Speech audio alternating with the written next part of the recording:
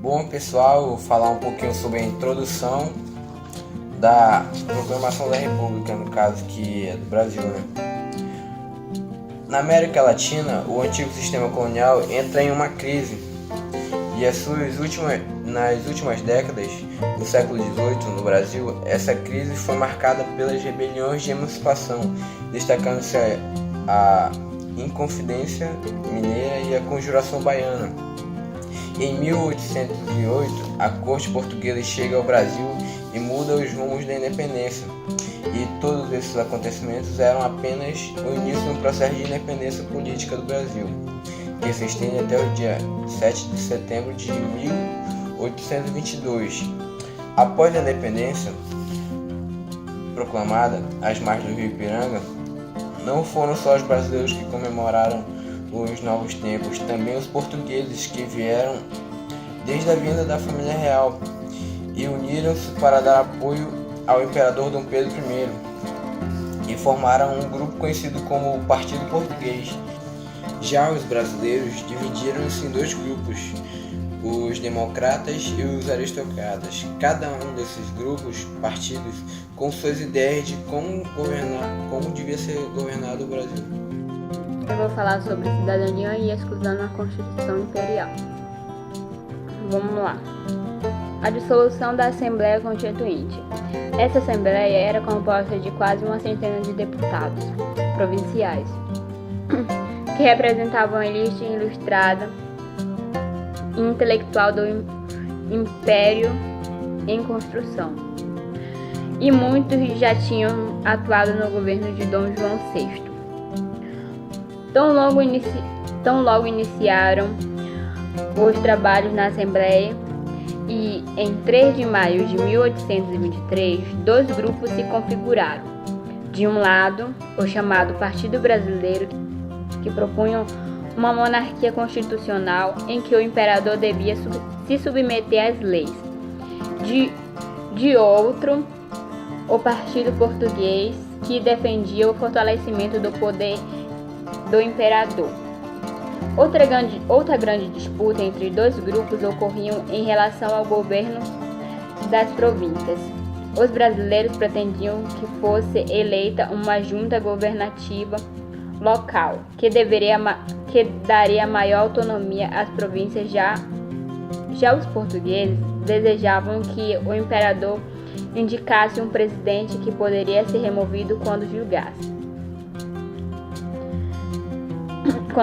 necessário, ou seja, defendiam a centralização do poder na figura do imperador. Dom Pedro e seus partidários defendiam a restrição do poder de decisão das províncias, com o argumento de que havia o risco de algumas imprimirem um movimento de independência em relação ao recém-criado Império do Brasil, alimentando o que consideravam uma anarquia. Já os brasileiros, por sua vez, viam com desconfiança a centralização do poder, suspeitando de uma continuidade do despotismo português. Agora vamos falar um pouco sobre a Constituição de 1824. O que foi a Constituição de 1824? A Constituição de 1824 foi um governo que era uma monarquia unitária e hereditária. A existência de 4 partidários, que eram 4 poderes: o legislativo, o executivo, o judiciário e o poder moderado. Este acima dos demais poderes exercidos pelo imperador. O poder moderado era exercido pelo imperador, Dom Pedro. O Estado adotava o catolicismo apostólico romano como religião oficial. Então, o catolicismo romano era a religião oficial daquela época.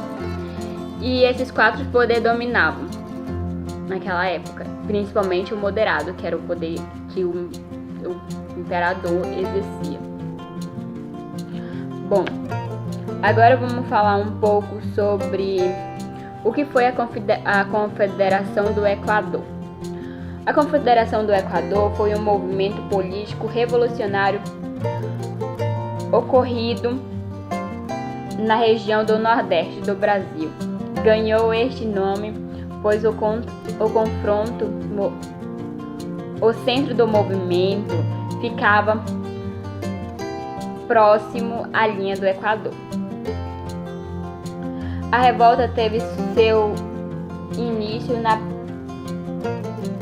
na província de Pernambuco, porém espalhou-se rapidamente por outras províncias, Ceará, Rio Grande do Norte e Paraíba. As principais causas que levaram a essa revolta: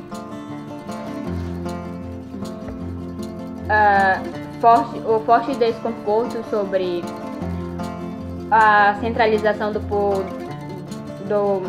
da política imposta por Dom Pedro, presidente na época, presidente da província na época, né? Era o imperador, né?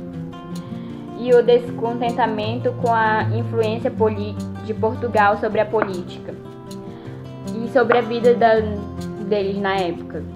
Eles não gostavam e acabaram se revoltando, por isso houve a grande revolta. Bom, mas agora vamos passar um pouco vamos ler um pouco sobre Dom Pedro abdica. A situação de Dom Pedro I tornou-se insuportável com a mudança do ministério em 1830.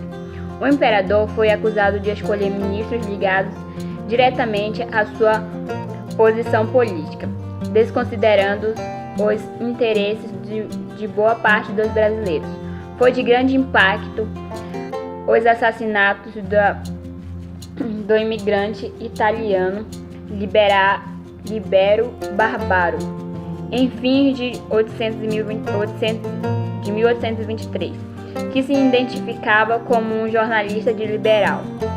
Criticava a monarquia e era editor do jornal O Observador Constitucional.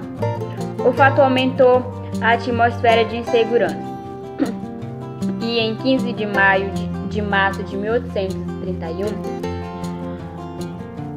no Rio de Janeiro, os conflitos entre brasileiros e portugueses culminaram na chamada Noite das Garrafadas, em que brasileiros atacaram com pedras e garrafas os portugueses que organizavam uma grande festa para recepcionar o imperador, que voltava de uma viagem feita a Minas Gerais.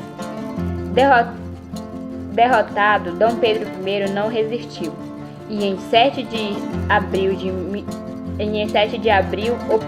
da mesma época, de 1831, optou por abdicar o trono brasileiro em favor de seu filho, Dom Pedro de Alcântara. Então, com 5 anos,